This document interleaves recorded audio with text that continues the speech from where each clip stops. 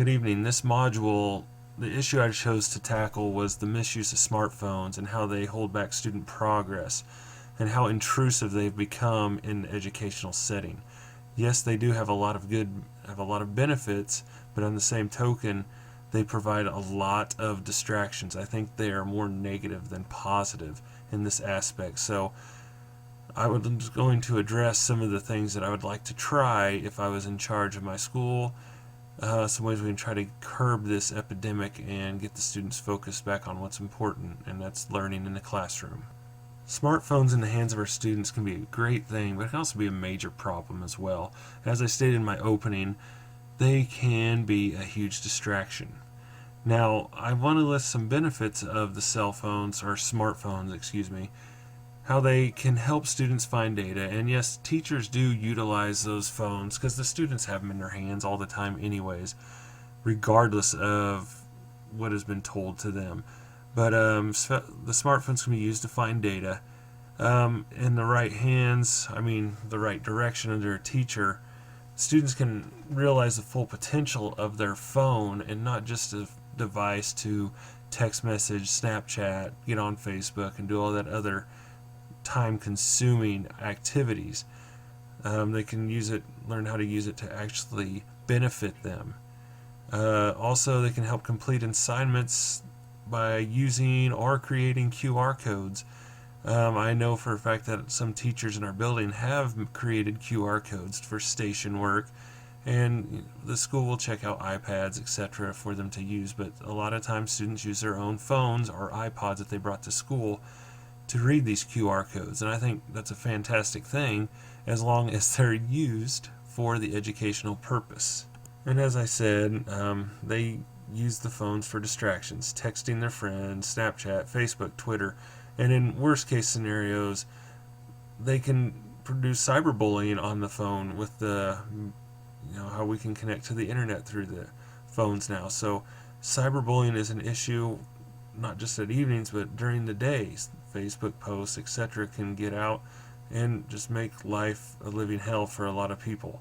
So that is an issue that I would definitely like to see addressed. When students use phones during instructional time to text or check Facebook, they're missing out on important information that's being presented by the teacher. I'm going to try to play this video. I hope it works. If not, I'll post a link to it because I think it's a little excessive, but sometimes it's how a lot of us feel when we see students on their phones.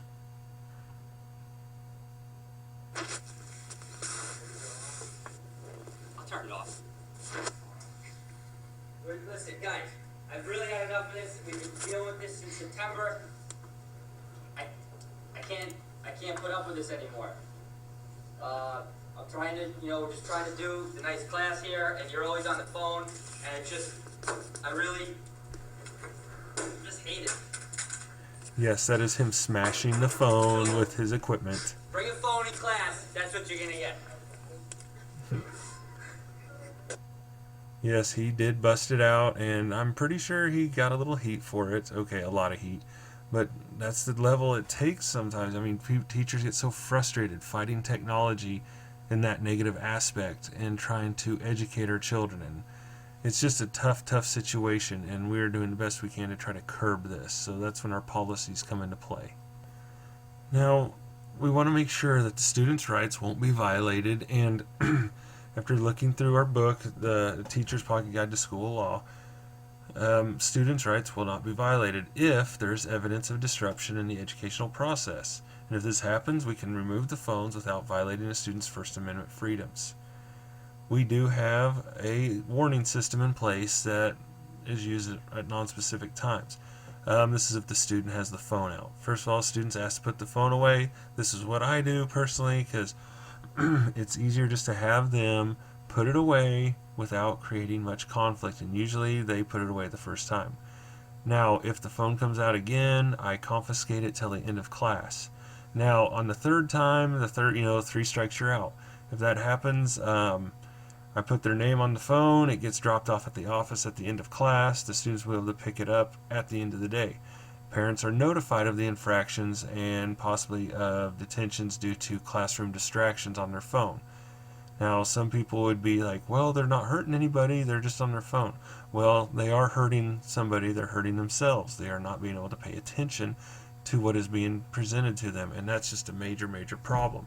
Students are dumbing themselves down by playing with these phones and iPods, listening to music all day rather than listening to their teachers. So it is a major, major problem right now. Our school policy, taken from our EMS student handbook regarding electronic devices. It's pretty short and sweet and to the point. Student electronic devices may be used before or after school and or during lunch, not during passing period. So that 3 minutes they are between class bells, they are still not to have those phones out. We give specific examples of electronic devices, but not limited to tape recorders, which I don't even know exist anymore, radios, stereos, camcorders, pagers, CD MP3 players, otherwise known as iPods, our cellular phones, our smartphones. We have to have this a living document as well, trying to modify it as we go along. Students using a personal listening device must use headphones if they are allowed in school. Students may use cell phones in classrooms for educational purposes with teacher and administrator approval. Violations will result in confiscating and or disciplinary action. So it is stated in black and white how these should be handled in our classrooms. Now, some problems that I've seen is just basically the inconsistency of enforcing the policy. Some teachers allow the phones during class. Some allow listening to music during class. Teachers not paying attention to the phones when being used. Yes, the policy states they can use with teacher permission, but did they go get administrator permission to use these phones? As you can see, the guy on the picture, he's kind of like, well, maybe if we do this, this is okay, or if we do this, this is okay. It needs to be cut and dry, and no if, and, or buts. It's either this or this. There is no gray area in this when it comes to curbing this problem. Now, we get swarmed at work. We have many, many things we have to take care of. And sometimes cell phones are not at the top of our wish list to handle. But sometimes everybody needs a refresher, so we can speak to the teachers about cell phone policy and revisit the policy every 9 weeks or whenever there may be an issue. Like maybe one teacher sees the electronic devices out during passing period and they know that's a violation, but they see other teachers not saying anything when it happens right in front of them in plain sight.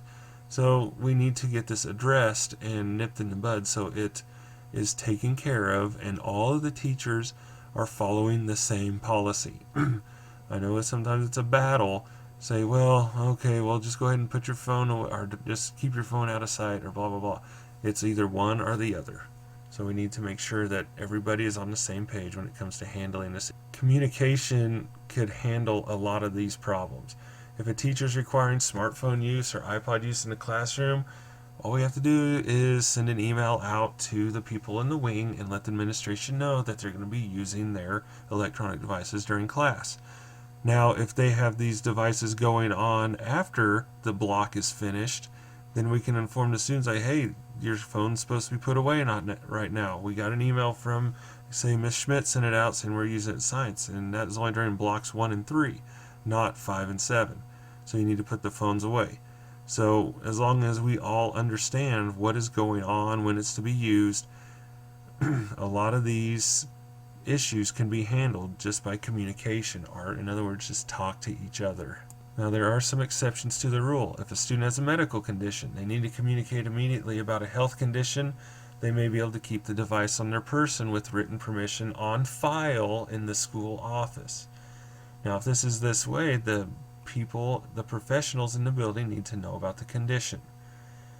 Also, in other scenarios that do happen, and it's happened in our district, in our building, with parental situations, such as parents who have left a hostile situation at home, and they need to have emergency contact if a parent is to show up and illegally take the child into parental custody, like a family that's had to escape to SOS, and they need to know what's going on with their kid at that moment. There are certain exceptions to the rule, and safety is one of them.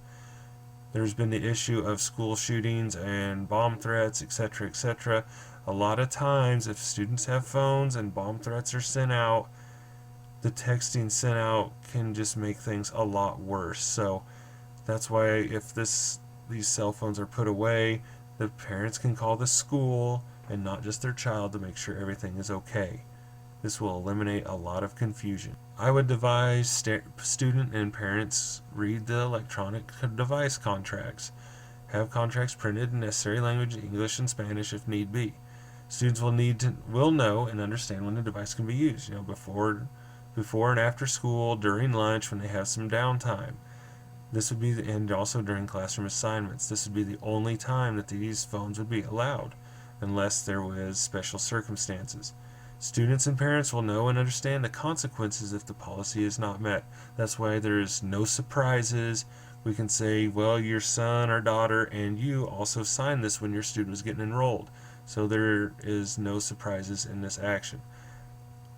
There are many details that go into our school at the middle school to try to keep it running as smoothly as possible.